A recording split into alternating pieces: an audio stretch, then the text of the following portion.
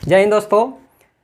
10th का जो mission 450 plus के तहत जो हम ये सीरीज चला रहे हैं, जो गणित शुरू किए थे, पहला चैप्टर नंबर सिस्टम संख्या पत्ती। दोस्तों कल हम उसका थ्योरी यानी कुछ इंट्रोडक्शन दिए थे। बहुत से लड़कों का थोड़ा कमेंट था कि सर हमको समझ में नहीं आया, इसको अच्छे ढंग से और विस्तार करके समझाइए।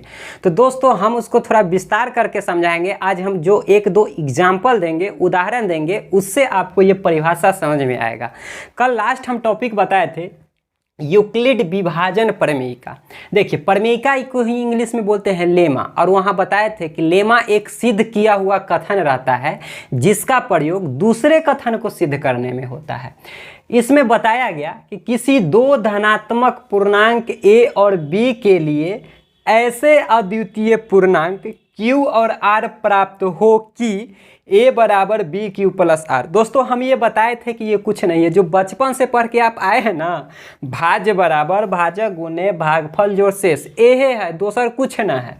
अब देखो उदाहरण हम बताएं कि मान के चलिए 36 है, आपको 5 से भाग देना है। क्या कीजिएगा?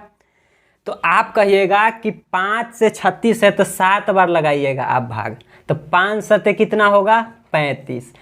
इसको घटाइएगा, शेष 1 आएगा।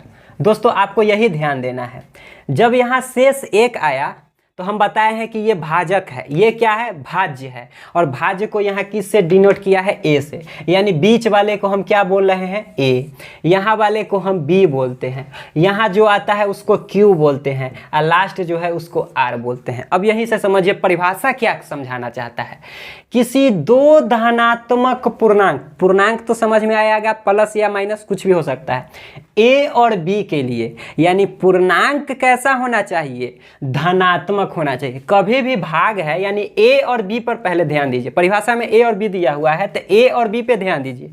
यानी 36 और 5 कभी भी माइनस होगा, ऋणात्मक होगा नहीं, यानी किसी दो धनात्मक पूर्णांक ए और बी के लिए। ये समझ में आ गया। अगला लाइन समझिए, ऐसे अद्वितीय पूर्णांक q और r। अद्वितीय का अर्थ दोस्तों होता है अनोखा, यानी कोई दूसरा नहीं। ताजमहल क्या है? अद्वितीय है, दूसरा ताजमहल है। सूर्य क्या है? अद्वितीय है, दूसरा कोई है? सूर्य है तो अकेला है ना। यानी ऐसे अद्वितीय पूर्णांक होना चाहिए q और r, यानी q और r जो है एकदम अद्वितीय होना चाहिए। यानी q और r का मान जब भी आए एक ही आए, दूसरा को संभव ना हो। अब आप बताइए दोस्तों कि अगर क्या 36 को 5 से भाग दिए हैं तो दोस्तों क्या ये 7 के अलावा और कोई मान यहाँ संभव है? कहिएगा कि 6 बार लगाएंगे तो 5 6 का 30, यहाँ आ जाएगा क्या? शेष में 6 बच जाएगा। सर 6 बच जाएगा तो एक बार तो और यहाँ लग सकता है ना। यानी जब भी भाग देते हैं, ऐसा बचपन से आप पढ़ के आए हैं कि जहाँ संभव हो, जहाँ तक लगाने का इससे कम वहाँ तक न लगाते हैं। कोई दूसरा मान संभव है? यानी बताइए कि यहाँ 7 के अलावा कोई दूसरा मान आ सकता है? नहीं। यानी q का मान क्या है? सिर्फ और सिर्फ 7 आ सकता है, इसलिए इसको बोला है अद्वितीय पूर्णांक। क्या होना चाहिए? q। और r भी क्या होगा? अद्वितीय। यानी r का मान बताओ, यानी जो शेष है जब इसको भाग दिए हैं दोस्तों, तो क्या 1 के अलावा कोई दूसरा मान संभव है?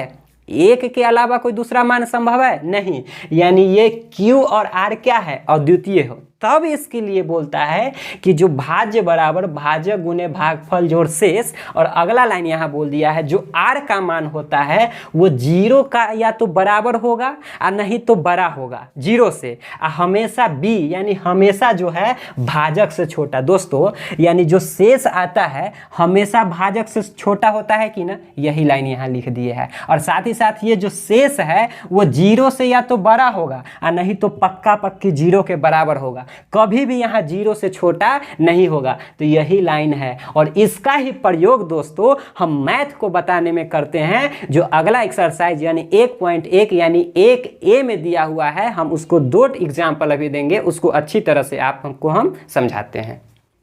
दोस्तों देखिए अब जो है इसका प्रयोग जो एल्गोरिदम यानी यूक्लिड विभाजन एल्गोरिदम का प्रयोग हम HCF यानी मौसा निकालने में, महत्तम निकालने में करते हैं। दोस्तों देखिए क्या है, हम नया आपको भाई साहब कुछ नहीं बताएंगे, आपको जो बचपन से पढ़े हैं ना वही पढ़ाएंगे। सपोज डैट आपको कहता है कि 18 और 24 का क्या होगा मौसा। मौसा का क्या अर्थ होता है? वह बड़ी से बड़ी संख्या जो दी हुई संख्या को पूरा पूरा काट दे। बचपन से मौसा महत्तम पढ़े हैं ना रे भाई बा, तो वही 18 और 24 और कुछ नहीं है। यानी इसका जो मौसा निकालने के लिए तो बचपन से आप एक विधि पढ़ते होंगे, यानी HCF का अर्थ होता है हाईएस्ट कॉमन फैक्टर। फैक्टर का अर्थ हो गया गुणनखंड। फैक्टर का अर्थ क्या हो गया? गुणनखंड।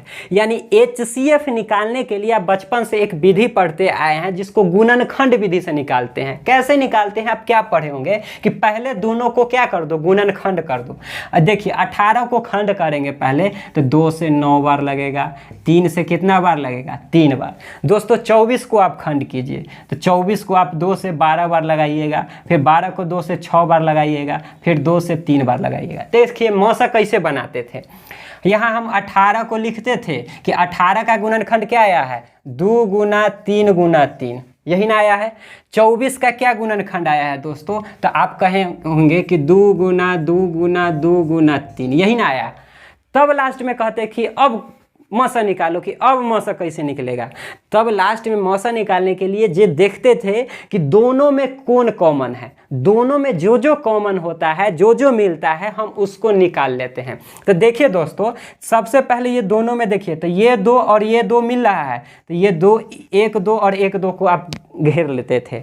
आगे देखिए तो फिर यहाँ 1 2 है और यहाँ ऊपर 2 है नहीं, यानी अब 2 वाला कॉमन नहीं होगा। अब देखिए यहाँ इसमें 1 3 है, इसमें 2 गो है, तो 1 3 और 1 3 को कॉमन कर लेते थे। यही ना तरीका था।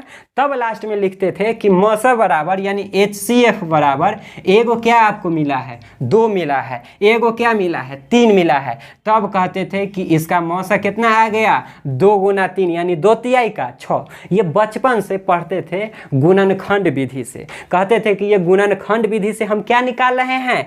मौसा निकाल रहे हैं। लेकिन क्या होगा जब आपको दे देगा 3167 782। अब आप इसको खंड करते रहिए, 2 से नहीं कटेगा, 3 से नहीं कटेगा, आप माथा आपका थेथर हो जाएगा।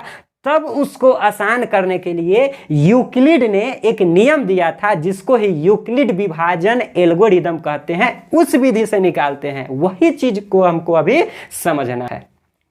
चलिए दोस्तों गुणनखंड विधि से तो हम देख लिए थे कि छोटा छोटा जब रहता है तब हम गुणनखंड विधि से मौसा निकाल लेते हैं। क्या होगा जब बड़ा बड़ा आपको क्वेश्चन दे देगा तब उसके लिए यूक्लिड विभाजन का प्रयोग करते हैं। दोस्तों आपके जो बुक में दिया है वो डायरेक्ट दिया है, हम आपको प्रोसेस वाइज बताते हैं कि आपको आंसर कैसे लाना है। 2 चरण में इसको काम करना होता है।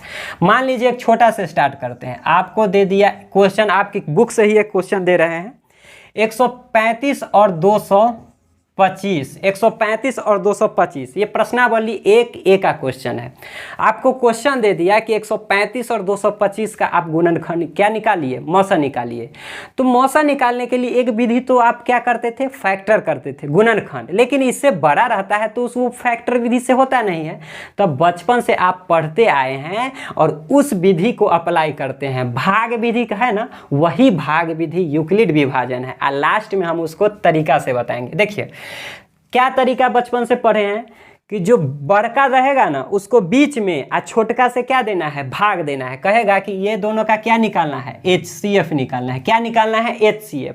तो बचपन से आप पढ़ते आए हैं कि जो दोनों में बड़ा वाला रहेगा उसको बीच में रखो और छोटका वाला से क्या दे दो? भाग दे दो। क्या देते हैं? भाग देते हैं। और कब तक भाग देते चलते हैं? जब तक पूरा पूरा नहीं कट जाए। देखिए दोस्तों 135 को 225 यानी 2 बार लगाएंगे दोस्तों तो 135 दूना 270 हो जाएगा। 270 इससे ज़्यादा हो जा रहा है तो एक ही बार लगेगा, तो एक बार यहाँ लगाए तो कितना हुआ? 135। अब देखिए यहाँ माइनस करेंगे, 5 में 5 गया 0, 12 में से 3 गया 9 और 1 में से 1 गया 0, यानी अब यहाँ 90 आ गया। यानी शेष क्या आया? 90 आया। तब क्या करते थे? जब तक पूरा नहीं करता था तो फिर हम इसको क्या करते थे? घेर देते थे और जो यहाँ वाला बच जाता था उसको यहाँ लिख देते थे 135। याद आ रहा होगा ऐसा मौसा बनाए होंगे।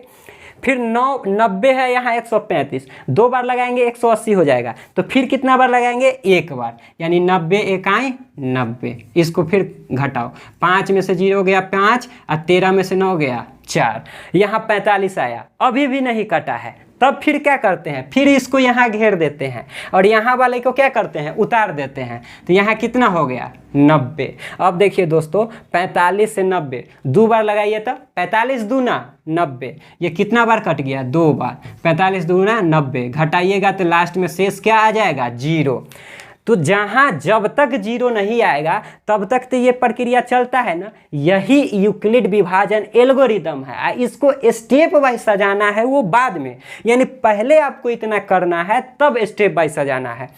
तो कहते हैं दोस्तों, तब आप HCF किसको मानते हैं? कि जहाँ 0 आता है, यहाँ जहाँ पूरा कट जाता है, उसके ठीक जो पहले वाला मान होता है वही क्या निकल के आता है? HCF। यानी कि यहाँ से मौसा क्या निकल के आया दोस्तों?